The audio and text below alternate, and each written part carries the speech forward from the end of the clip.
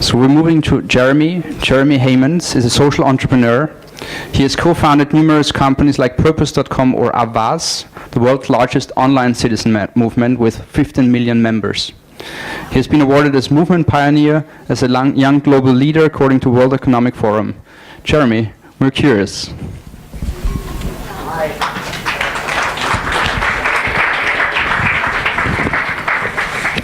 Great to see everybody. I should say that I flew in last night at about 2 a.m. So if I fall asleep during the presentation, just slap me, and I'll get right back to talking.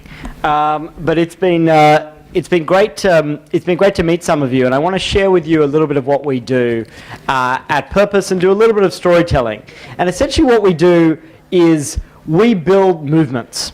We build movements of citizens, of consumers, and we're all about thinking about the ways in which technology enables a kind of mass mobilization of people that simply wasn't possible before. So I'm going to tell a little bit of a story about me and how I got to do what I do, and then I'll give you a bit of a tour of some of our work. And I know it's 3 in the afternoon, so there are lots of fun videos that are going to keep you entertained. So. Let's start with a little story about me. So this is me at age 12, and as you'll see from the video, I'm a very serious child. Today we spoke to Jeremy Heymans at his we have an audio problem. We have got problems, and I think we have got monetary problems. What you could do is divert 10% of each nation's annual military spending to services of debt, the environment, and health, malnutrition, children, and all these problems, because we spend an excessive amount, an enormous amount on the military, which is completely unnecessary to spend so much, and instead we've got to spend that money on immediate problems that endanger our entire society. So, thank you. My parents didn't quite know what to do with me.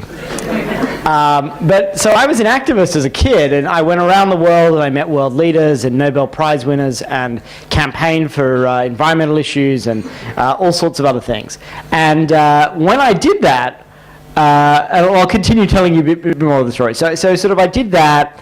I was an activist, and then I sort of tried to figure out my way through different approaches to influencing the world.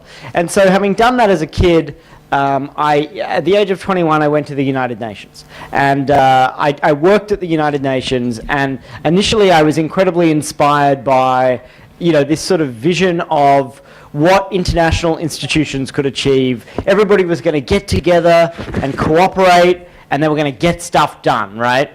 And of course, I realized, despite my youthful naivety, pretty quickly that while the UN was a very important institution, it isn't really a place where real things in the world happen, where sort of decisions are advanced, right? It's been a long time since a UN process has produced significant global change. So I sort of did that, and I was a little disillusioned, and then I went on to the Kennedy School of Government, which is sort of at Harvard, which is sort of the place that young leaders, future bureaucrats, technocrats, politicians are trained, and that was an interesting experience. But it was also, frankly, a little bit.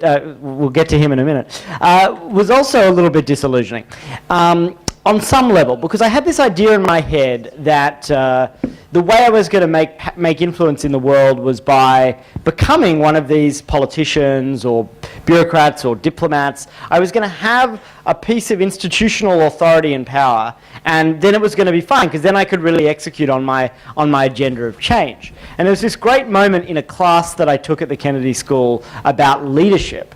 And it was a class that really challenged my notions of leadership, because it basically argued that there's a big difference between having a title and having formal authority and having leadership. And we were going around in circle in this class, and everybody was talking about a major leadership failing that they'd had. And most of the people in the class were saying things like, well, when I was in college, this happened when I was the college president of the society. And then this person starts, who's a little bit older, and he says, I was the president of Ecuador, and I was deposed from power in a military coup.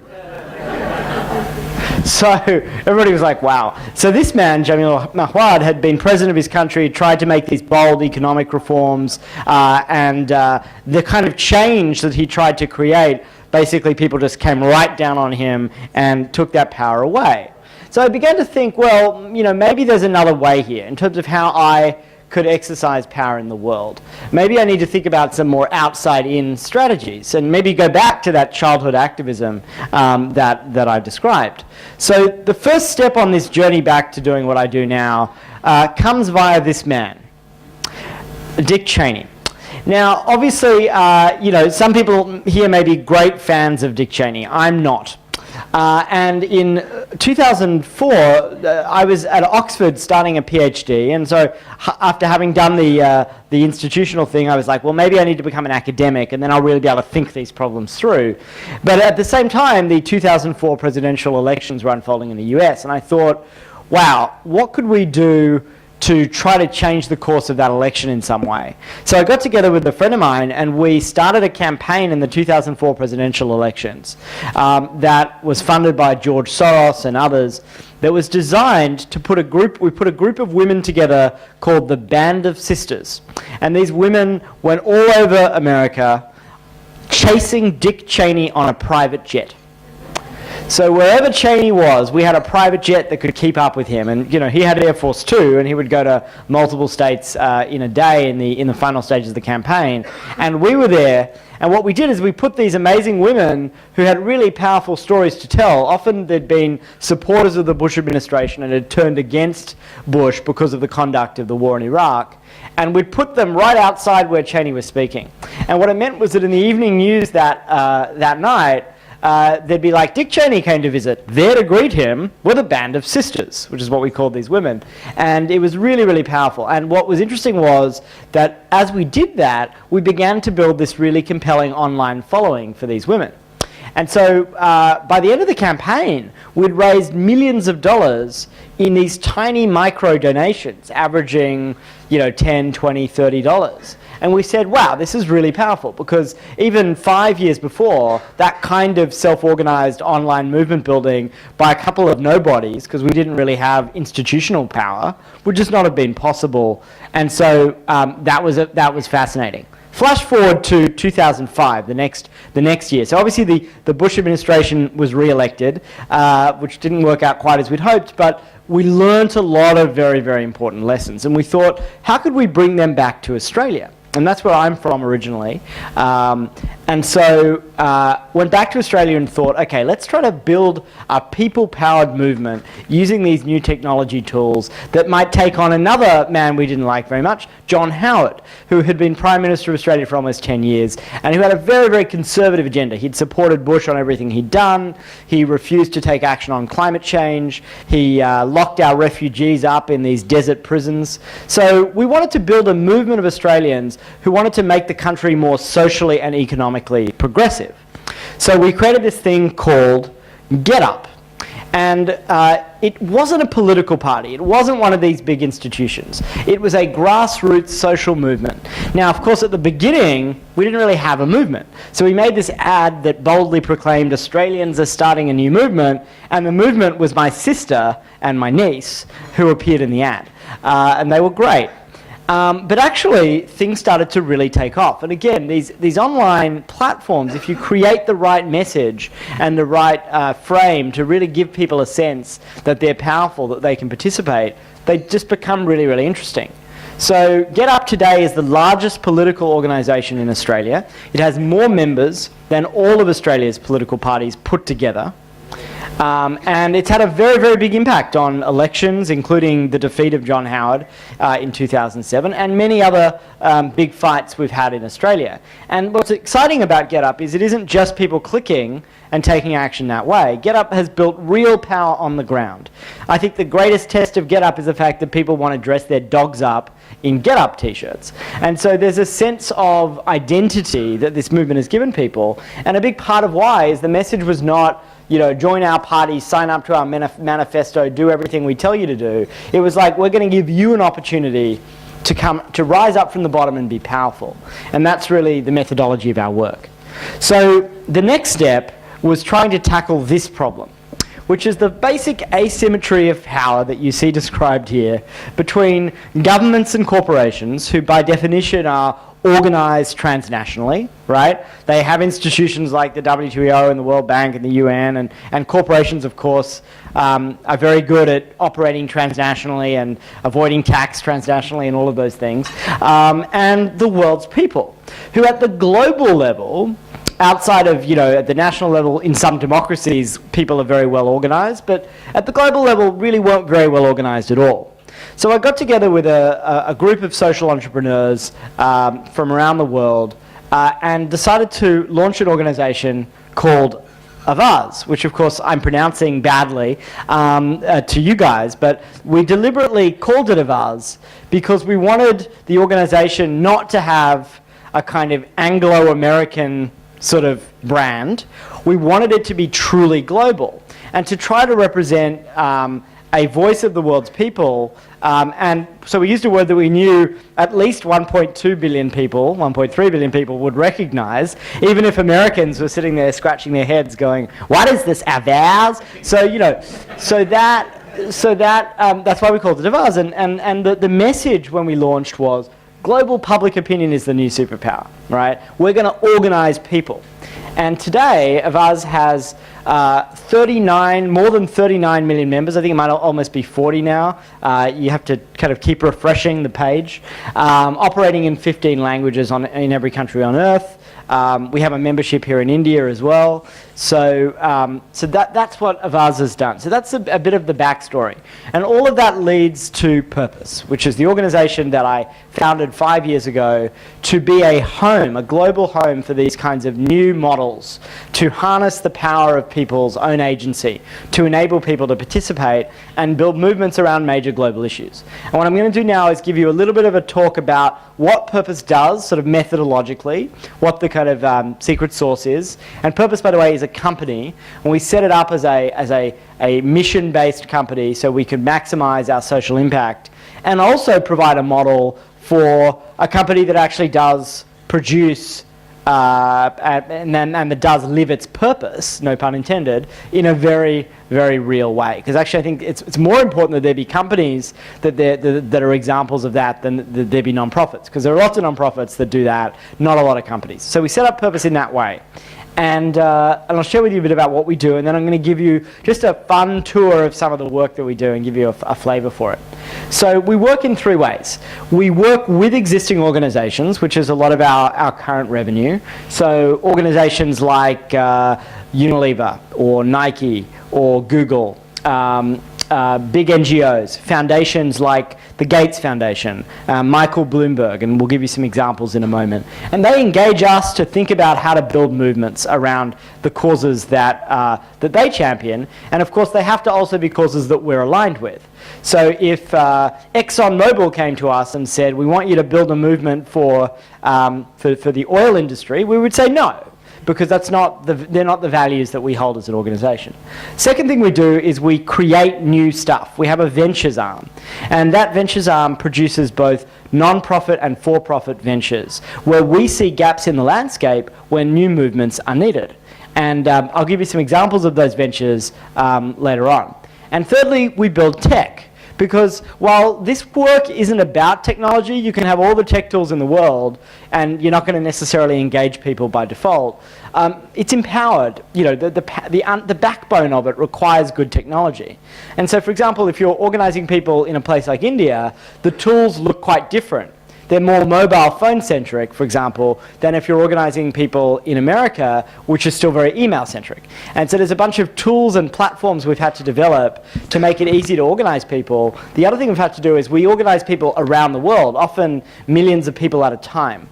And so we've had to get good at creating technology, which means you can organize in any language. Because there's no point just organizing people in English, right? There are people all over the world, and you want to reach them in their first language, and you want to allow them to create their own campaigns. So that's what we do at Purpose. And what we do is we combine these really interesting disciplines.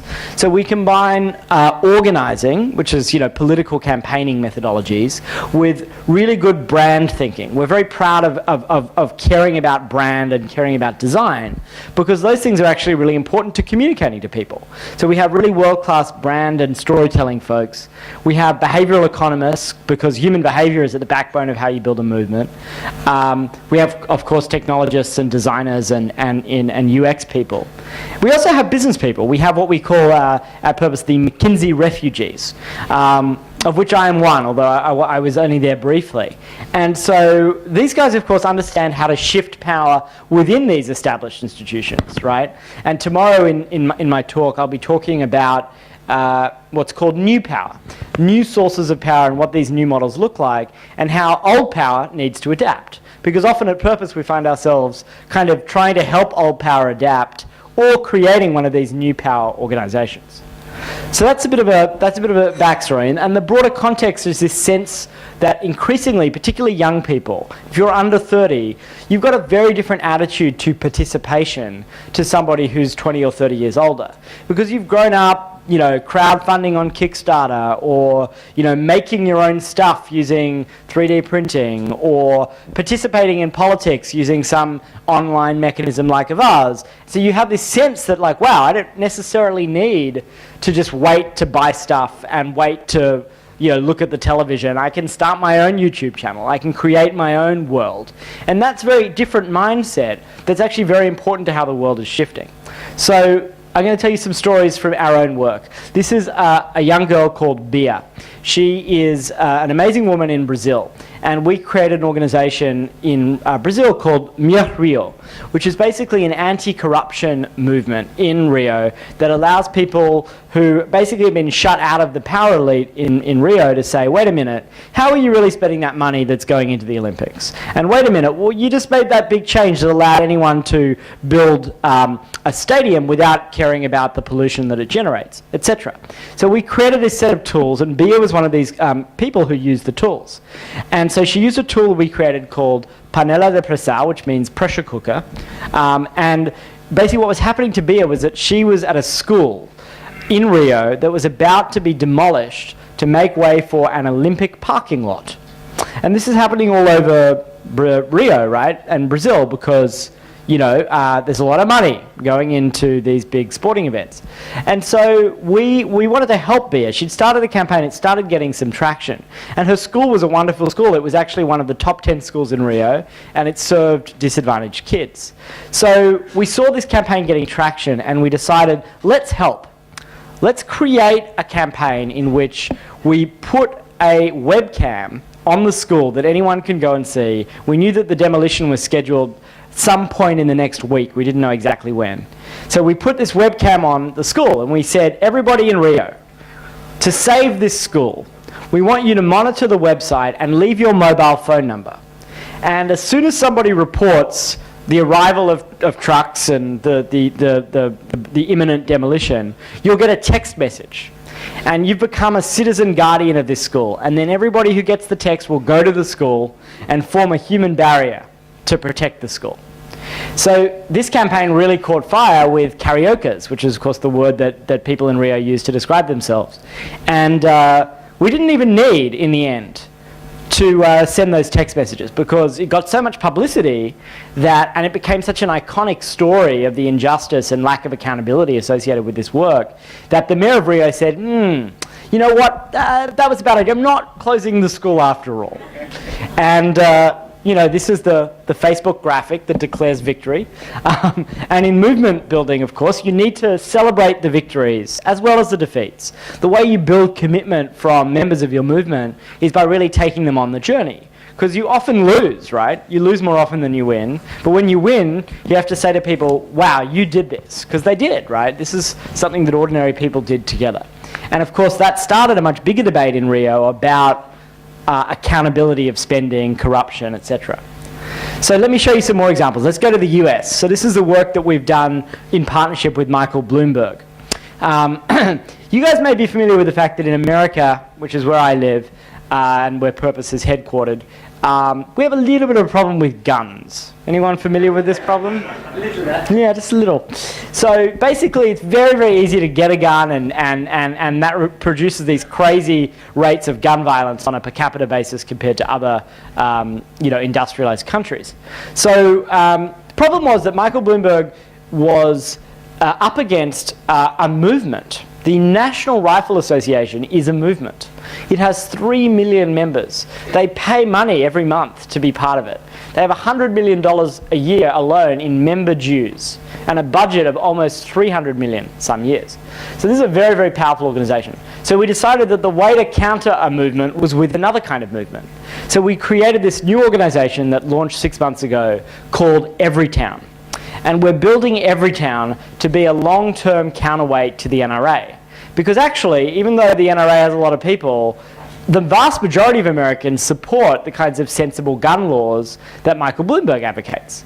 So we wanted to create something that felt like you could join it, right? Everytown, it was designed to appeal to suburban mums who were worried about the safety of their children, and to really invoke this kind of very American feeling. And so we launched Everytown. We also needed, however, to provoke and spark a debate. And so when we launched Everytown, we made this video, and I should warn you, it's tough viewing. We made this video, which will give you a flavor for how we sparked debate, and about 3 million people saw this video within the first week or so.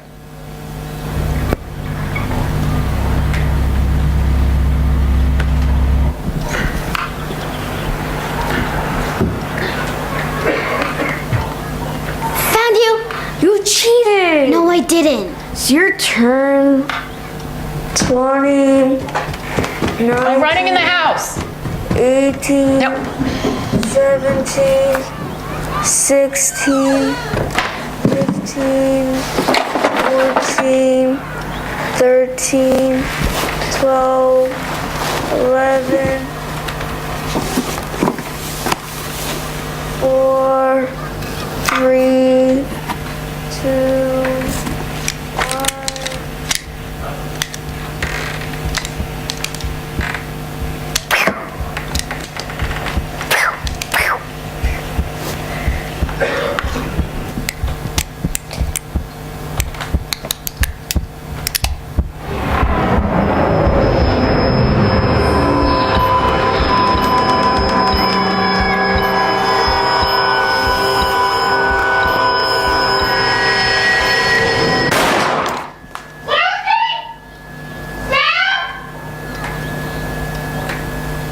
So obviously that's pretty scary, but it really was designed to highlight this outrageous fact, which is that in America, 2 million homes have these unsecured guns, and a couple of hundred kids a year die in the way that this video portrays. So it's not something we made up. It's also an issue that really makes the NRA look really extreme, because they don't support any sensible measures to make parents or to require parents to secure their firearms.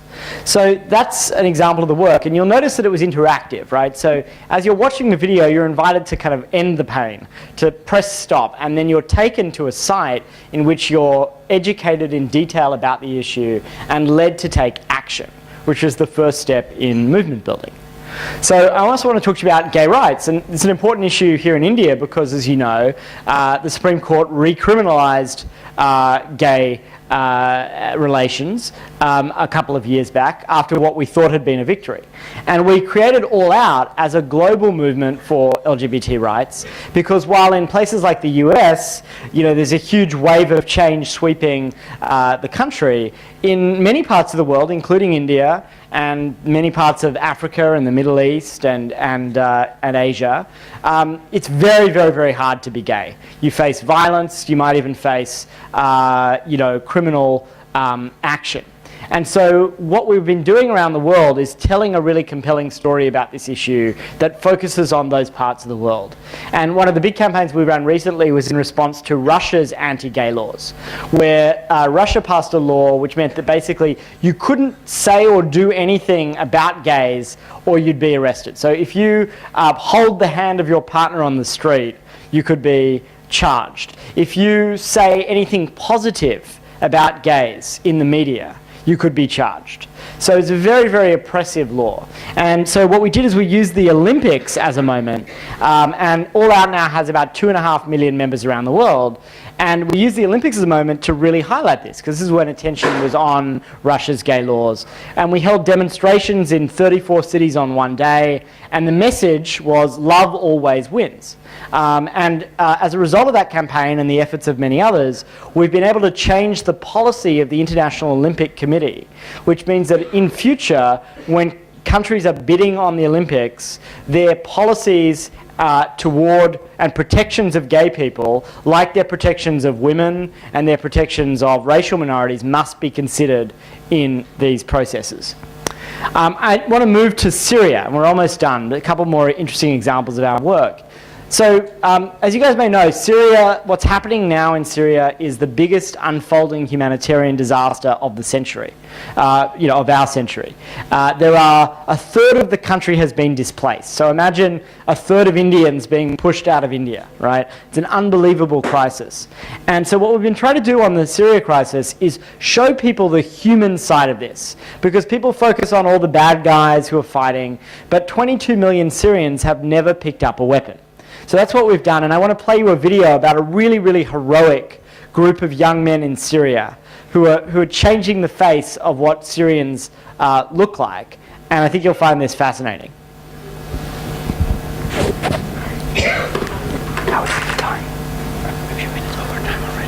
في أحد الأيام تعرضت منطقة الأنصاري لقصف بالبراميل المتفجرة. حصلنا نطالع العائلة الأولى والعائلة الثانية. العائلة الثالثة هي الأم والولد. هي فعلا يعني الأم كانت كثير منفعلة، عندها كثير كانت عصبية وكانت عم تصيح، يعني هي خايفة على حالها أو خايفة على ابنها. بعد الحفل الطويل حسنا نسمع صوت الولد، صوت صار يبكي الولد، حسنا نسمع صوته وكان كثير محل صعب. بعد ما وصلنا للولد هون صار الشغل كثير بده حذر، يعني هذا ولد عمره أسبوعين أو أكثر، بأي لحظة بيطب شي فوقه أو بيموت أو بيختنق. هلا 12 ساعة طبعا هي ما كانت نهار، يعني عمل كثير حذر، يعني هي روح بدك تتعامل معها بشكل خطير جدا. يعني إنه طفل عمره أسبوعين يطب فوقه برميل أو 3 سقوف ما يستوي شيء، يعني وكل هالضغوطات، وإنه هذا الطفل يطلع أول من البراميل وأول من السقوف وأول من كل شيء.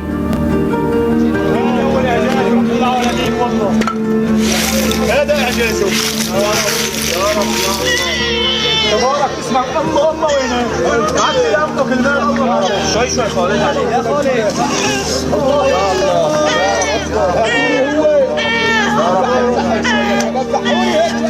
ثواني ابوسك ثواني عايز يا اخي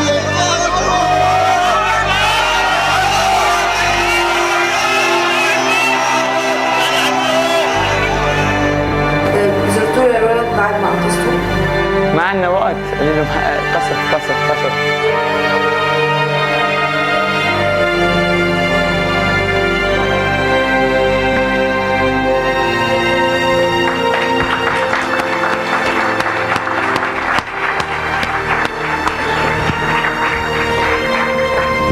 So it's amazing, like, these guys go in, and I had the privilege of meeting them when they were training in southern Turkey, which is, right now across from the Syrian border is a pretty hot spot.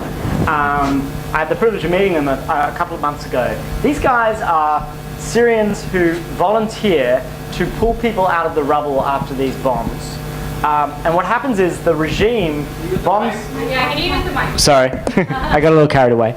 So they volunteer to pull people out of the rubble after these bombs and try to save lives. But it's so dangerous because what happens is these guys do it, and then the regime will bomb an area using this barrel bomb technique, which is particularly designed to kill as many people as possible. And what they'll do is they'll see that everybody will come and try to rescue people and save lives, and then they'll bomb again. So out of these 500 men that you see, like this guy Khalid that you saw, already 5% have been killed just in the last 6 months doing this work. So it's just incredible heroism that they're undertaking. So I'm going to give you just 1 or 2 more quick examples, and we'll skip through some so that we can get to Q&A. Here's another video about Syria. I won't play it for you now, but I encourage you to watch it. It's if you Google Syria in reverse, it's a very, very powerful video. Actually, I guess we'll just play it.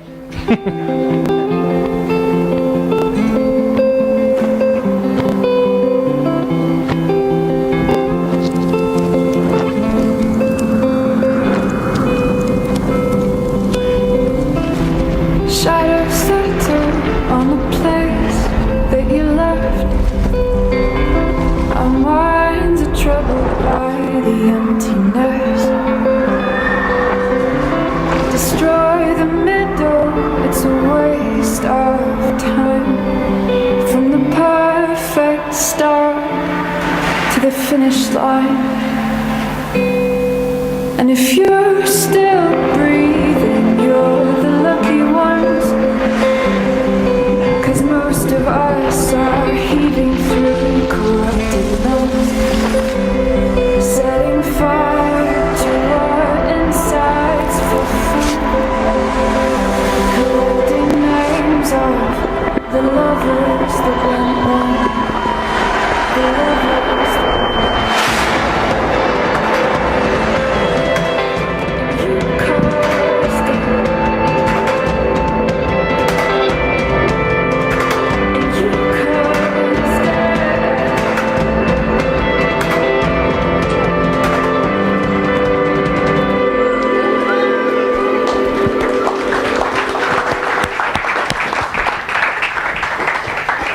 Okay, so no more videos. I'm going to leave you with one thing just to give you guys a heads up. So I'm very excited to be here in India, and one of the reasons is that Purpose is launching a major new initiative on climate change. And climate change is obviously an issue that affects everyone because it's a completely global problem.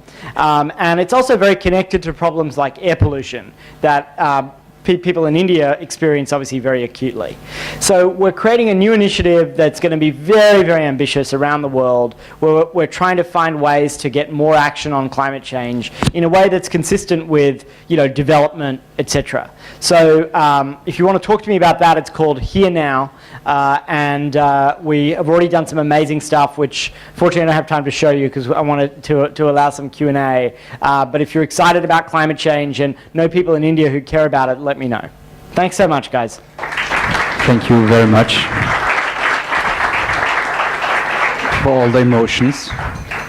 You are a full-blooded activist and a rebel of time, but I guess it was worth it, so thank you for that. We start with the Q&A, and I'd like to kick it off with a question.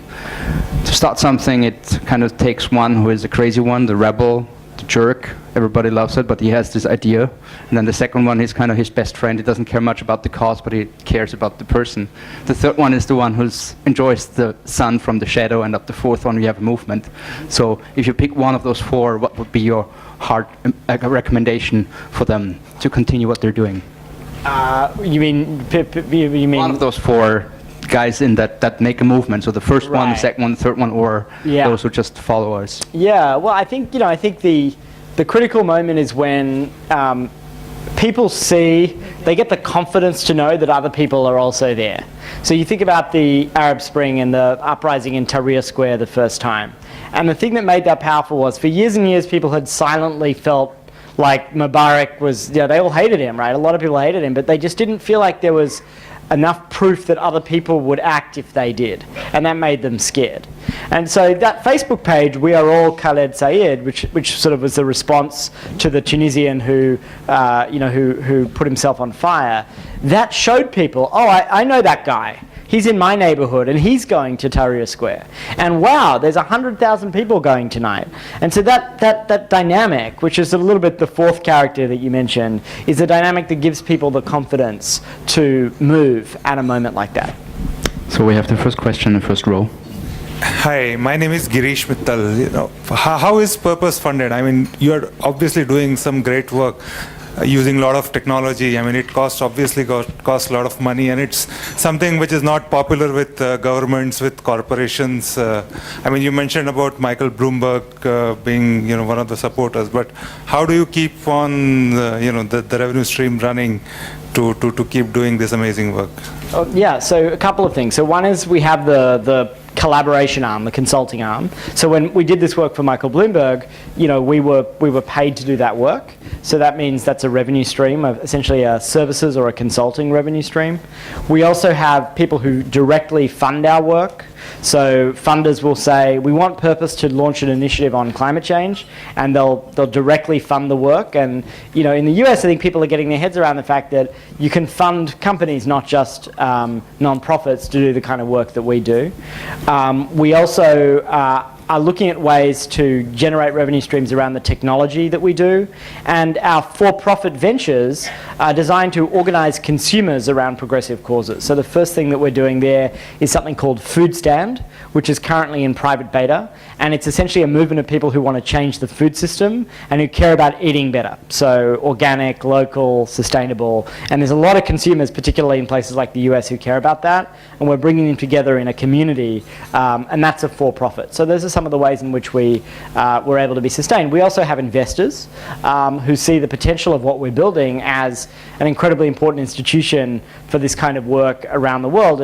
And by creating a really world-class set of capabilities in movement building, there are lots of applications of that are valuable, not just to nonprofits, but also to businesses. So one of the partnerships we've had is with Airbnb, which you may know is a big sharing economy company, where we created a venture to develop an organization called Peers, which is for the sharing economy. And it's an example of a company that sees the value in this kind of movement building methodology. Hi. It's called Food Stand. And food stand, like as if there was a food stand. You walked up to a food stand and bought something. It's called Food Stand, all one word. And you can email me. It's in private beta, so it's invite only right now. But if you'd like an invite, I'd be very happy to help. Hey. So as I was listening to you, I couldn't help but draw a parallel. I come from a corporate background. So to think about one of the things that you did, which was so impactful, which was the way in which you got people to rally up and come together for a movement. How can we draw a parallel like this into getting people together in our environments, whether we're in a corporate environment? What is that one key factor that you feel is so essential to be able to bring that out? Well, I think the most important thing is you have to make people feel like it's them who's doing it. It's their own power. In other words, you can broadcast down to people as much as you want, and this is a lot of what we'll be talking about tomorrow in the talk. But that's not really going to drive it. So that's the subject of the talk tomorrow, and also the talk of the day today on TED.com is a talk I gave in Berlin, which I'd encourage you guys to check out, which will cover similar ground. Hi. My name is Arvind. I see a lot of interesting parallels to the Get Up movement that you talked about, be it the Arab Spring, and even in India we had something similar a few years back in Delhi, which is that people come together who are not into active politics but are merely on the edge and trying to make about a change. Do you see a change in the nature of politics itself changing because of this trend happening around the world? Yeah, well, I mean, it's just a lot easier to disrupt established power when you can organize at scale so quickly across geographies, and things just become, the momentum is just so much more easy to generate. Now, that doesn't mean you can necessarily consolidate that momentum, right? So the Arab Spring shows that you can create a revolution, but you can't necessarily move that revolution into government, right? And so, some of the Indian anti-corruption movements that I think were referring to, like the Anna Hazare campaign, which I'll be talking about tomorrow morning, that's fascinating to us. It's a glimpse at what is possible, but we need to kind of consolidate and build on that and figure out how to move from the kind of uprising stage to the consolidation stage. Hi, I'm Riganka from Dasra. I think my question was a little bit of a follow-up on that. So a lot of what you're doing is advocacy and awareness, and you're bringing people together, which works very well with social media today. But how do you really measure the impact of that? So you're talking a little bit about consolidation and going off that. Yeah, I think the key thing is, don't just create internet memes. So one of our big lessons is, purpose, our motto is like, you can't just make a cute cat video and get a lot of people to view it, even though everybody loves a cat video, let's be honest, and get a lot of people to watch it and then call that impact. So you have to build power. You have to build infrastructure.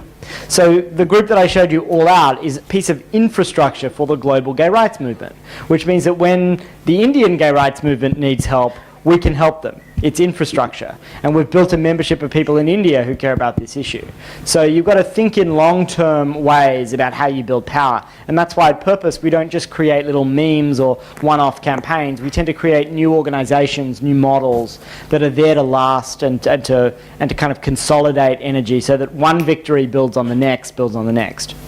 Hi, Kapil here. We are part of, I'm a lead organizer of MedMob India. We are a global movement for meditation in public spaces. So we also have a Mumbai branch where we meditate at Nariman Point, and public is invited to meditate. This is also translated into something called Unify, which invites the whole world to come and meditate at one time. So as such a bright person in the whole activist environment, can you give us some tips on how we can grow this movement of ours? Yeah, well, it's interesting. Mindfulness and meditation is kind of breaking into the mainstream now in the West in a really interesting way. So, there was sort of the yoga thing, which I'm sure everybody in India is like, oh, there's all these Americans and their obsession with yoga. But now meditation is becoming this really important cultural moment, and I think it makes sense because everybody's so overloaded by technology. It also reduces crime rate. If everyone meditates together right now, it will reduce the crime rate in a 2-kilometer radius. That makes sense. So it sounds funny, but actually there's a lot of science behind this meditation stuff. There really is. So look, I think the answer is that you have to create mechanisms for people to self-organize. So, the mistake that Al Gore made, Al Gore did this thing where he had this slideshow. Remember that slideshow he took over the world? But Gore said to people, I have to personally train everybody who is going to be authorized to give this slideshow. And I think that was a big mistake. Because at the end of the day, Al Gore's a busy guy, and he could have had 1 million people doing the slideshow, and instead he had a couple of thousand, and it could have been even more impactful. And so you've got to create mechanisms for self-organization, and TEDx is a great example of that. So everybody self-organizes their TEDx's, but there is a template and a set of parameters that ensures quality control. And so I think that's sort of the model for the meditation movement, is how you get people doing that. And also I think, frankly, it's how to avoid it being totally taken over by Silicon Valley. Because on the other hand, it can become so transactional. It's like in America now, people meditate largely as a kind of productivity hack. It's like, I meditate to make much more money, is basically the thing. So I've been meditating, but I'm trying not to use it like that, but it's tempting. I want to congratulate you for being this fantastic power of one person who's been able to energize and mobilize so much money and people. But the question is, there are so very many issues. You've been so... it's obvious to us that you've gone from bombings to climate change to gay movements, and you name it, it's up there in front of you and you are attempting it. The question is, who determines, given that you have, even with vast numbers, you have hundreds and thousands of people and so many centers around the world, but how in your structure are you determining we go behind this movement, whether it's a school or whether we go to climate change, because it's such a small thing here, such a vast thing here? How do you determine what you're going to do year to year? It's a great question. And so it's there's a push and a pull, right? So the key thing is that Purpose as an organization is proudly very biased, right? We have a point of view on the world. We have an opinion. So we think climate change is an important issue, and we oppose interests who want to keep the world dirty and polluted. And the same goes for many of these other issues. We have positions as an organization. So that guides us, our values, our worldview guides us in what we choose to do. Once that broader values is set, it's more of a push-pull. We look for entrepreneurs within Purpose or outside of Purpose that we think could really get stuff done on a particular issue. So if we see an entrepreneur like the one that in Brazil, Alessandra, that we knew would be able to mobilize a movement around Rio and corruption, we invest in those people. We back them in. So movement entrepreneurship is what we call it, is actually a very, very important part of our methodology. Or sometimes people come to us. So in the case of gun violence, Michael Bloomberg, he's clearly the best positioned person in America to do this. He's got the money, he's got the know-how, he's determined. So it was the obvious partner for us to help and support his work. 3 more questions. Extension of what you just answered, my question is, how do you justify what you do? Because aren't you thrusting your opinion on everybody by organizing a movement just because you're successful in doing it? I mean, you're pretty successful, so you're thrusting your opinion, saying that this is what has to be done, or this is how we like to do it. It's a point of view. I mean, this world is full of point of views of everybody. Right. So it could be different. Sure. It's a great question. And the point of our work is we create these movements and people can either join them or they can not join them. And so there's a market mechanism there, right? In other words, if no one wants to support gay rights around the world, then no one will, and then there won't be a movement. So what we're doing is we're creating the vessels, but they're empty vessels unless people become members of these movements, drive these movements. And so what we do is we absolutely have a point of view, We have a point of view about the world, and everybody else can go and create their own movements and start those things. And it's not really purpose that's behind all of them. In fact, they spin out of purpose, and they develop their own identities. And sometimes they even do things that we don't agree with. But that's okay. The point is we're creating the vessel, we're creating the structure to organize people's power around these issues, and I think that's really important. And so you should think of us as a piece of infrastructure. And our technologies, they're open source, so they can be used by anybody, including people who disagree with us, and including people who want to run campaigns on things that we don't support. And so there's an element of what we do that has that kind of backbone neutrality, and there's an element of what we do, the things we lead on, are things that we believe in. But there are also things that we know there's a real constituency of people for, and those people tend to then mobilize around those issues. So we're not just sort of there in the background pulling all of the strings. It either works or it doesn't based on who's involved. Mayor said, oh yeah, we might as well shift our venue somewhere else. So there, it was an immediate impact. However, there are some long sustained movements where the issue of sustenance becomes in itself an issue, because the human mind is such there where it can't, it's short on memory. So maybe at that time it's a boiling point issue for them, but subsequently later it may just ether away. So in such scenarios, how do you ensure that such movements build in sustenance to see an end result at the end of the day? That's the key question. It's a very, very smart question. And so you've got to understand the different ways you build movements, right? Ideally, the victories, like that victory, need to be used in service of the next victory, the bigger victory.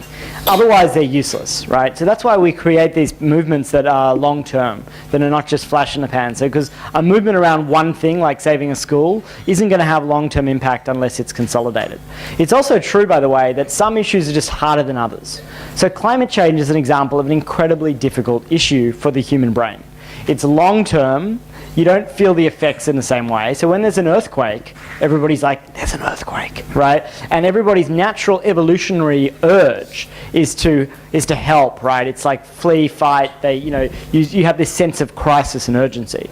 Climate change doesn't generate that, even though it does actually, because many of these extreme weather events are much worse because of climate change. So that makes it harder to organize people. That's one of the reasons why it's easier to build a movement for gay rights in many ways in a place like America than it is to build a movement around climate change. Last question. Yeah, hi. My company, iDobro, works on advocacy, engagement, and partnerships around women's social green issues. The reason why I'm saying the whole thing is because very often we are kind of advised that, why do you do these wide range of issues? Why don't you just focus on one or two, and then, really you can then create impact, because impact is so important. And I wonder, because obviously you also do so many different things, like the gentleman pointed out earlier, do you face that issue when you talk to investors, customers, obviously the community and other decision makers? And if you do, then, how do you deal with that? Sure. It's a great question. I mean, our model is to work on a set of issues with certain parameters. So we don't work on them in an open-ended way, right? We work on them when there's a financing path, and we build a staff of people around the world with this expertise, and we deploy teams on these projects. And so we've grown very quickly as an organization, and so the main constraint on our growth is building those teams, because the know-how is very similar across the different issues, but the teams are hard to come by. So if you can't build the team, and in some cases you need an entrepreneur too, a real leader who can drive them, then you can't do the work. So that's how we sort of, that's the constraint on our growth. But part of what we're trying to do is create a network of people around the world who are schooled in this methodology, including here in India, so that we can scale these things up more quickly. Thank you very much, Jeremy, for this great talk and time for you.